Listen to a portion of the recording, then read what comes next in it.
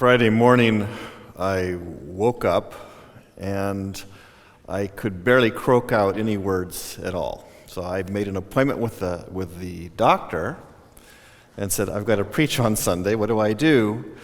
The usual test came back negative, and she said, well, you're just going to have to try to get decongested. It's just kind of a cold and drainage, and do what you can do. So I'm going to do what I can do. It might be a shorter sermon this morning than you might usually expect. The peace of Christ be with you all. And I would invite those of you on this side to greet those on this side with the peace of Christ. All right. Not bad, not bad. Our scripture this morning is found in the book of Matthew, chapter 1, beginning with verse 18. Now the birth of Jesus the Messiah took place in this way. When his mother Mary had been engaged to Joseph, but before they lived together, she was found to be with child from the Holy Spirit. Her husband Joseph, being a righteous man and unwilling to expose her to public disgrace, planned to dismiss her quietly. But just when he had resolved to do this, an angel of the Lord appeared to him in a dream and said, Joseph, son of David, do not be afraid to take Mary as your wife, for the child conceived in her is from the Holy Spirit. She will bear a son, and you are to name him Jesus, for he will save his people from their sins. And this took place to fulfill what had been spoken by the Lord through the prophet. Look, the virgin shall conceive and bear a son, and they shall name him Emmanuel, which means God is with us. When Joseph awoke from sleep, he did as the angel of the Lord commanded him. He took her as his wife, but had no marital relations with her until she had borne a son, and he named him Jesus. The word of the Lord. Today is Joseph Sunday, I suppose you could say. We get Mary Sunday every Advent, and every once in a while we get a Joseph Sunday. And it's about time, I think. Joseph was in many ways a very ordinary person, a common laborer. We tend to say Joseph was a carpenter. And when we think of the word carpenter, maybe we think of Joseph was a craftsman. He worked with wood. He maybe had a little shop, and people came to him in the small town of Nazareth. But more likely, Joseph was a construction worker. There were massive projects in Galilee, in Tiberias and Sepphoris, massive imperial projects building whole cities from the ground up, where there was nothing, building these new cities, these imperial projects. And they needed workers. And more than likely, Joseph was one of these workers, building these stone cities. Stone was the building material, it still is, of that part of the world. And so Joseph was a worker to build these cities. And Joseph was an ethnic Judean, as was Mary. He was not a native of Galilee, probably an immigrant who had gone to, perhaps moved to Galilee, to Nazareth, to look for a job, to find a job, or perhaps his family had. Earlier on, his father or his grandfather had moved, and they moved from the south, from Judea up to the north, to Galilee to find work. That's Joseph. And so Joseph and Mary lived in this close-knit ethnic Judean community in Galilee called Nazareth, which we know. And there's this sentence which jumps out at me and strikes me as a sentence that's worthy of being up there with glory to God in the highest and peace to all the earth, or in those days a decree went out from Caesar Augustus, or my soul magnifies the Lord and my spirit rejoices in God my Savior. This sentence, I think, is worthy of being up there with those other sentences that we associate with this story. Her husband Joseph, being a righteous man and unwilling to expose her to public disgrace, planned to dismiss her quietly. Friends, that is a fraught sentence. It doesn't take much imagination. And I know this story our imaginations are kind of blocked off because we're used to this story. We've heard it so many times. But it doesn't take much imagination to feel for Joseph, does it? Or to sense what his situation would have been like. He was engaged to Mary, to be married. They were to be husband and wife. They were betrothed. They had gone through the ceremony of betrothal, committed to each other, belonging to each other in this small, close-knit community called Nazareth. Bound by sacred honor, committed to each other, close-knit relationships. And all of a sudden, Joseph learns that Mary is pregnant, and Joseph knows that he is not the father. Stop. Do any of you know situations like this? I can remember my own childhood. This would have happened. I remember in the 7th grade, the scandal. And in a small community where everybody knows everybody else's business, Joseph is in trouble, and Mary is in bigger trouble. This is a moment that defines their lives and has the chance to completely destroy their lives, both of them.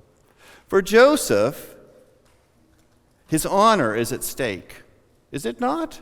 There are words that I'm not going to use here that we might use about this story and about Joseph and about Mary that are offensive words that people use in this day and age freely. Joseph was in trouble. His honor had been offended. And when a man's honor is offended, when he has been betrayed by the woman who is betrothed to him, or when he has been betrayed by somebody else, perhaps in the community, he has every right to be angry and to lash out, to be furious, to strike back. But what does he resolve to do? Well, he resolves to be discreet. He resolves to divorce Mary quietly as you can in this small town, without making much of a fuss. And why is it that he does this? Because he is a righteous man. The word righteous is a churchy word, is it not? Righteous is we associate righteousness with the church. Back in I don't know if it was the 70s or the 80s, maybe the 80s, maybe the 90s, I think the 80s, the word righteous was kind of a surfer word. Remember that? Some of you who are older remember this? Righteous, what a righteous wave, dude. That wave was righteous. Meaning kind of exciting or cool, awesome, what have you. Righteous meant it was especially noteworthy or good or exciting. But mostly righteous is a churchy word. When I think of the word righteous, let me tell you what I think of. I think of a woman named Olive Sanford. Olive Sanford was a member of Redwood City Free Methodist Church in Redwood City, California in the 1970s when my father, Chuck Waite, was the pastor there. And because my father, Chuck Waite, was the pastor there, I had to go to church every time the church was opened. You did that to me. And Wednesday evening prayer meeting was the worst, was the absolute worst. We would gather in the fellowship hall, and everybody would be in a circle. We would be holding hands. Oh, I hated that. I hated that.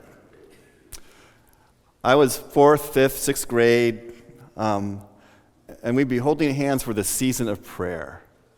And it lasted. Do you want to know how long it lasted? Exactly forever.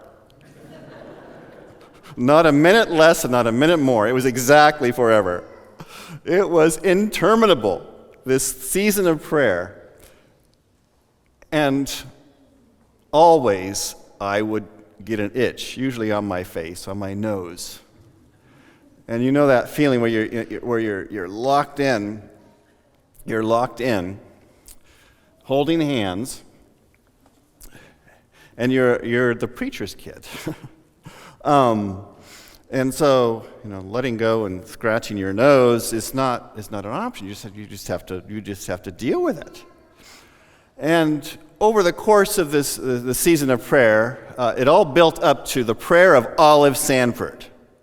And you knew that we were just beginning until Olive Sanford started praying. And when Olive Sanford started praying, that was the climax. And she would pray, a good 15, 20, 30 minutes, I don't know.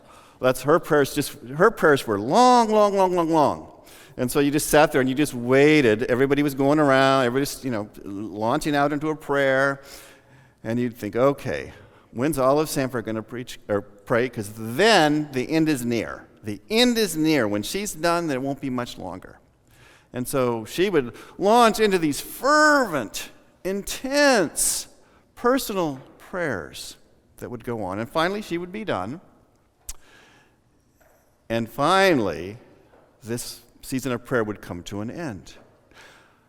Olive Sanford, in my mind, to this very day, is what I think of when I think about righteousness. What is righteous? And it may very well be true that that's an aspect of righteousness and that Olive Sanford was righteous. But there's more, and I know this intellectually. I know this from studying the scriptures, but I can't change my idea about what righteous is. I can't stop thinking about Olive Sanford. Righteousness has much more to do with justice. It has much more to do with the kinds of relationships we have socially with each other. And I'm going to draw on Isaiah chapter 5, verse 7, as an example of this. So Isaiah launches into these diatribes, these prophetic diatribes. If you want to know what a prophetic diatribe is, read those first few chapters of Isaiah. Isaiah is mad. And he's mad because of what's happening in Israel. He's mad because the rich and the powerful are taking from the poor. They're adding field to field and house to house. They're amassing these large properties at the expense of the poor. And so Isaiah says, God expects justice and instead sees bloodshed.